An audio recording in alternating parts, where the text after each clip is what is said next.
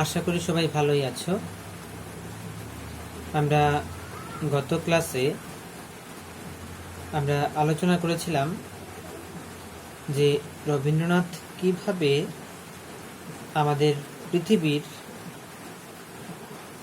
অনাবশ্যক বা তথাকথিত অনাবশ্যক বা তথাকথিত যারা সমাজে অপ্রয়োজনীয়, তাদের প্রয়োজনীয়তাও যে অসামান্য, তাদের প্রয়োজনীয়তাও যে কোনো মতেই অস্বীকার করা যায় না, তা এই 15 আনা শীর্ষক প্রবন্ধে আমাদের সামনে অত্যন্ত সুন্দরভাবে তুলে ধরেছেন। যাই হোক, আমরা আলোচনা করেছিলাম যে কিভাবে তিনি রবীন্দ্রনাথ শুরু করেছেন, বিভিন্ন উদাহরণের মধ্য দিয়ে আমাদের সামনে সেই 15 আনা মানুষের প্রয়োজনীয়তার কথা আমাদের সামনে বোঝাতে চেয়েছেন, তুলে ধরেছেন। পরবর্তীতে তিনি বলছেন, মরার পরে অল্প লোকই অমর হইয়া থাকে, সেই জন্য পৃথিবীটা বাসযোগ্য হইয়াছে। ট্রেনের সব গাড়ি যদি রিজার্ভ গাড়ি হইত, তাহা হইলে সাধারণ প্যাসেঞ্জারদের গতি কি হইত? একে তো বড় লোকেরা একাই 100, অর্থাৎ যতদিন বাঁচিয়া থাকেন ততদিন অন্তত তাহাদের ভক্ত ও নিন্দুকের হৃদয় ক্ষেত্রে শতাধিক লোকের জায়গা জুড়িয়ে থাকেন।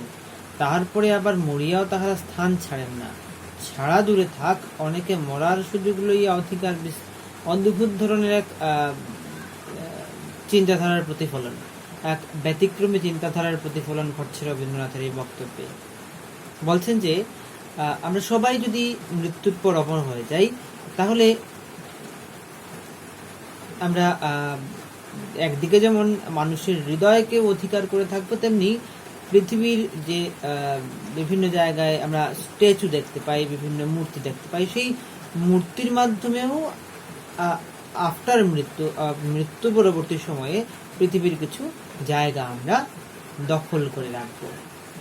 তাহলে আমরা সবাই যদি 16 আনা হয়, 16 আনা বা সেই 1 আনা হয়ে যাই, তাহলে কি পৃথিবীতে বাকি মানুষরা জায়গা পেতে পারবে?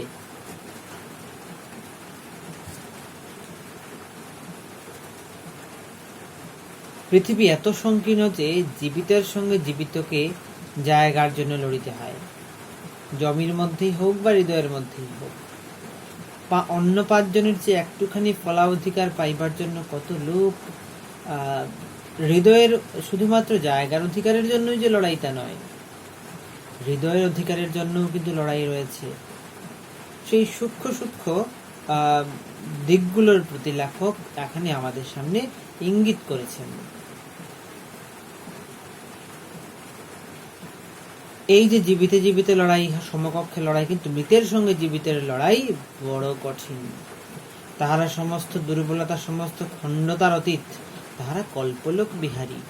আমরা মাধ্যাকর্ষণ, কৈশিকাকর্ষণ, বহির্ভূত আকর্ষণ বিকর্ষণের দ্বারা পীড়িত মর্ত মানুষ, আমরা পারিয়ে উঠিব কেন?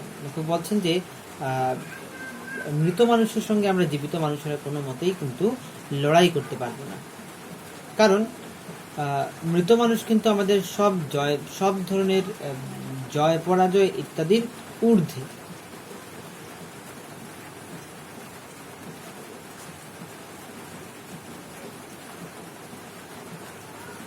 এই জন্যই বিধাতা অধিকাংশ মানুষকে, মৃতকেই বিস্তৃত লোকে নির্বাসন দিয়ে থাকেন, সেখানে কাহারও স্থানাভাব নাই। পৃথিবীর বেশিরভাগ মানুষই কিন্তু মৃত্যুর পর বিস্তৃত লোকে গমন করেন। আমরা কজনকে মনে রাখি?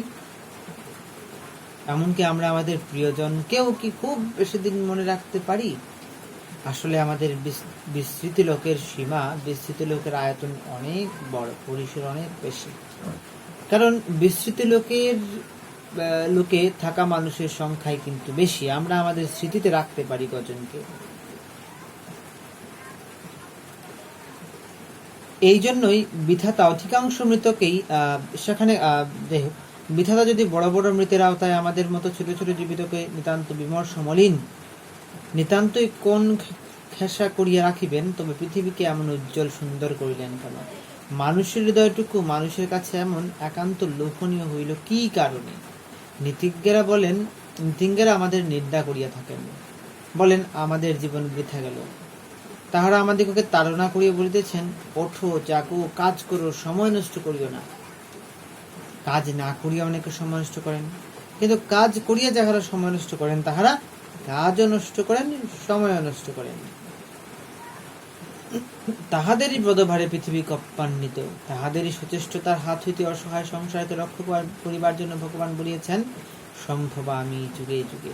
এখানে রবীন্দ্রনাথের মূল বক্তব্য সম্ভবত এটাই যে আমি যদি কিছু না পারি তাহলে কমপক্ষে কোনো কাজ নষ্ট করব না, হয় আমি ভালো কাজ করব, না হয় খারাপ কোনো কাজ আমি করব না। অনেকেই এমন রয়েছেন যারা এমন কিছু কাজ করেন যা পৃথিবীর জন্য, যা এই সমাজের জন্য অত্যন্ত ক্ষতিকারক। জীবন বৃথা গেল, বৃথা যাইতে দাও। অধিকাংশ জীবনের বৃথা যাইবার জন্য হইয়াছে, অধিকাংশ জীবনই বৃথা যাইবার জন্য হইয়াছে। যেমন তিনি বলেছিলেন যে অধিকাংশ ফুলই কিন্তু, বেশিরভাগ ফুলই কি শ্রীচরণে, ঠাকুরের চরণে যায়? সব জল কি, নদীর সব প্রবাহিত স্রোতে কি আমরা জল ভরে ঠাকুরের উপাসনায় লাগাতে পারি? এই 15 আনা অনাবশ্যক জীবনই বিধাতার ঐশ্বর্য সব প্রমাণ করিতেছে, যেটা আমরা আগে আলোচনা করেছিলাম। হরিণের যে সিংটুকু প্রয়োজনের বাইরেও তিনি বিধাতা দান করেছেন, এটাই তার ঐশ্বর্য, তার প্রয়োজন, পরিচয়। ঐশ্বর্য সব প্রমাণ করছে। একজনের ঘর থেকে যখন বাগান বড় হয়, বুঝতে হবে যে তার ঐশ্বর্য প্রচুর রয়েছে। তাহার জীবন ভাণ্ডারে যে দৈন্য নাই, ব্যর্থ প্রাণ আমরাই তাহার অগণ্য সাক্ষী। আমাদের অফুরান অজস্রতা, আমাদের অহেতুক বাহুল্য দেখিয়া বিধাতার মহিমা স্মরণ করো। মাসি যেমন আপনার শূন্যতার ভিতর দিয়ে সঙ্গীত, অদ্ভুত এক উপমা ব্যবহার করলেন, যে বাঁশি যেমন তার শূন্যতার ভিতর দিয়ে সঙ্গীত প্রচার করে, আমরাও আমাদের ব্যর্থতার দ্বারা বিধাতার গৌরব ঘোষণা করিতেছি। বুদ্ধ আমাদের জন্য এই সংসার ত্যাগ করেছেন, খ্রিস্ট আমাদের জন্য প্রাণ দিয়েছেন, ঋষিরা আমাদের জন্য তপস্যা করেছেন, সাধুরা আমাদের জন্য জাগ্রত রহিয়াছেন। জীবন বৃথা গেল, যাইতে দাও। কারণ যাওয়া চাই, যাওয়াটাই একটা সার্থকতা। যেমন নদী চলিতেছে, তাহার সকল জলই আমাদের স্নানে, পানে, আমন ধানের খেতে ব্যবহার হইয়া যায় না। অধিকাংশ জলই কেবল প্রবাহ রক্ষা করিতেছে। প্রবাহ রক্ষা করার জন্য যেমন জলের প্রয়োজন, জীবন প্রবাহ রক্ষা করার জন্য তেমনি 15 আনা মানুষের প্রয়োজন।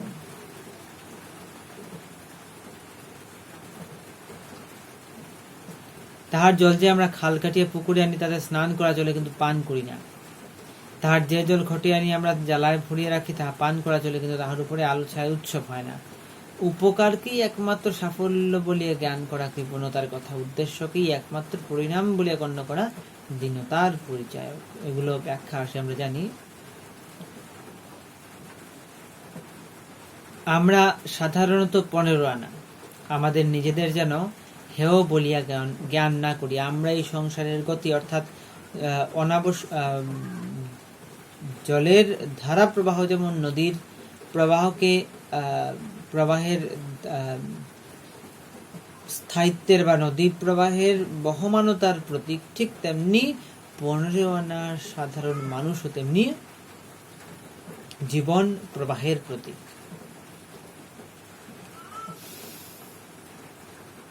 আমরা কিছুতেই দখল রাখি না, আমরা আঁকড়িয়া থাকি না, আমরা চলিয়া যাই। সংসারের সমস্ত কলগান আমাদের দ্বারা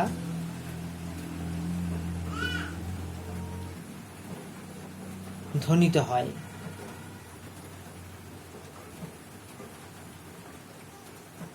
আমরা মরিয়া পুড়িয়া ছাই হইয়া যাই। আমরা বিপুল সংসারের বিচিত্র তরঙ্গ লীলার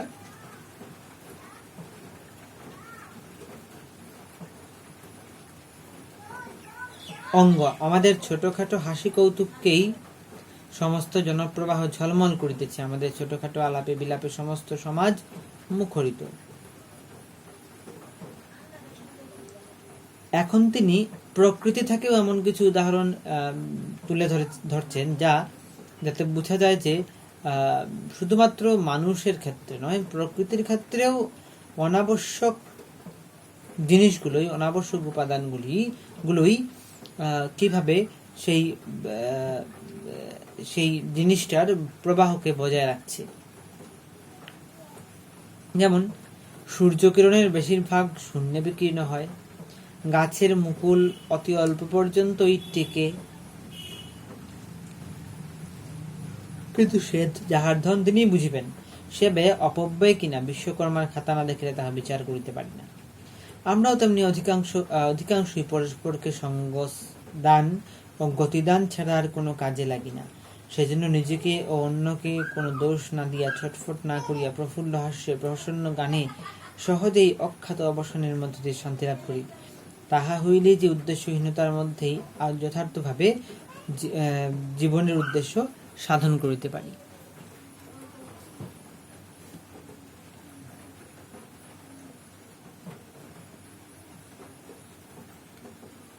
অর্থাৎ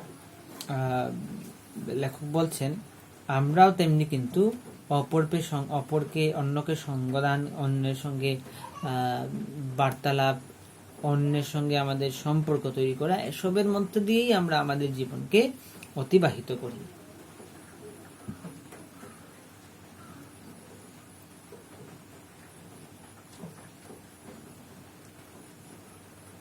বিধাতা যদি আমাদের ব্যর্থ করিয়া সৃষ্টি করিয়া থাকেন তবে আমি ধন্য, কিন্তু যদি উপদেষ্টার কারণে আমি মনে করি যে আমাকে উপকার করিতেই হইবে, কাজে লাগিতেই হইবে, তবে যে উৎকট ব্যর্থতার সৃষ্টি করিব তাহা আমার স্বকৃত,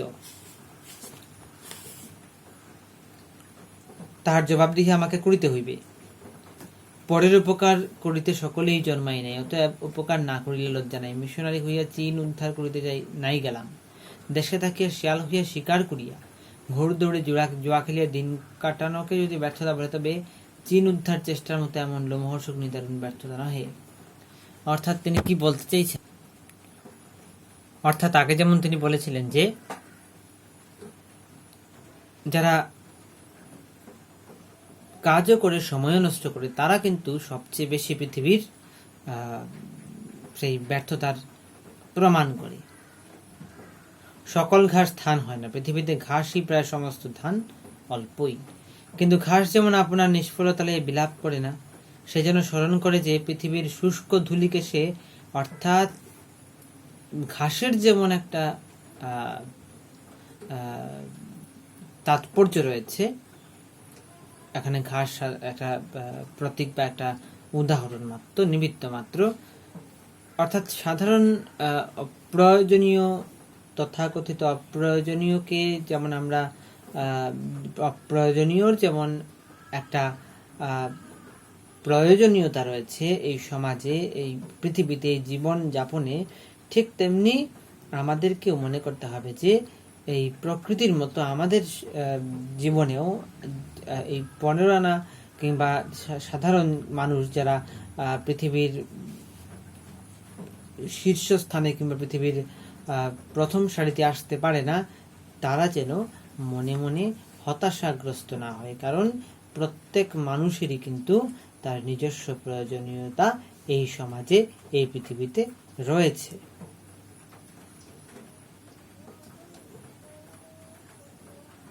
বোধ করি ঘাস জাতির মধ্যে কুশোত্তীর্ণ গায়ের জোরে ধান্য হইবার চেষ্টা করিয়াছিল। বোধ করি সামান্য ঘাস হইয়া না থাকিবার জন্য, পরের প্রতি একান্ত মনোনিবেশ করিয়া জীবনকে সার্থক করিবার জন্য তাহার মধ্যে অনেক উত্তেজনা জন্মিয়েছিল, তবু সে ধান্য হইল না। কিন্তু সর্বদা পরের প্রতি তাহার তীক্ষ্ণ লক্ষ্য নিবিষ্ট করিবার একাগ্র চেষ্টা কিরূপ তাহা পরই বুঝিতেছে। মুঠের উপর এক কথা বলা যাইতে পারে যে এরূপ উগ্র পরপরায়ণতা বিধাতার অভিপ্রেত নহে, ইহা অপেক্ষা সাধারণ তৃণের খ্যাতিহীন স্নিগ্ধ সুদর বিনম্র কোমল নিষ্ফলতা ভালো। অর্থাৎ লেখক এখানে বারবার একই কথা বোঝাতে চাইছেন যে আমি যদি সাধারণ হয়ে জন্মাই, আমি যদি এই পৃথিবীতে অসাধারণ মানুষ হয়ে উঠতে না পারি, তাহলে আমার হতাশার কিংবা আমার দুঃখের কোনো কারণ নেই। বরং এই সাধারণ হয়ে ওঠার মধ্যে দিয়েও যে আমি অসাধারণ কিংবা জীবন প্রবাহের এক উজ্জ্বল নক্ষত্র হয়ে উঠতে পারি, সেটাই আমার মূল লক্ষ্য হওয়া উচিত। সংক্ষেপে বলিতে গেলে মানুষ দুই শ্রেণীতে বিভক্ত, 15 আনা এবং বাকি 1 আনা। 15 আনা শান্ত, 1 আনা অশান্ত। 15 আনা অনাবশ্যক, 1 আনা আবশ্যক। 15 আনা অনাবশ্যক, 1 আনা আবশ্যক। বাতাসে চলনশীল জ্বলনধর্মী অক্সিজেনের পরিমাণ অল্প, স্থির শান্ত নাইট্রোজেনই অনেক। যদি তাহার উল্টো হয় তবে পৃথিবী জ্বলিয়া ছাই হয়। তেমনি সংসারে যখন কোনো একদল 15 আনা 1 আনার মতোই অশান্ত আবশ্যক হয়ে উঠিবার উপক্রম করে, তখন জগতে আর কল্যাণ নাই। যখন তাহাদের অদৃষ্টে মরণ আছে, তাহাদিগকে মরিবার জন্য প্রস্তুত হইতে হবে। অদ্ভুত এক ব্যতিক্রমী ভাবনার প্রকাশ ঘটল আলোচ্য এই প্রবন্ধটিতে। আমরা দেখলাম যে লেখক কিভাবে অতি সাধারণ মানুষদেরকে তথাকথিত অপ্রয়োজনীয়, সমাজ যাদের অপ্রয়োজনীয় বলে মনে করে, সেই অপ্রয়োজনীয় মানুষদেরকেও কিভাবে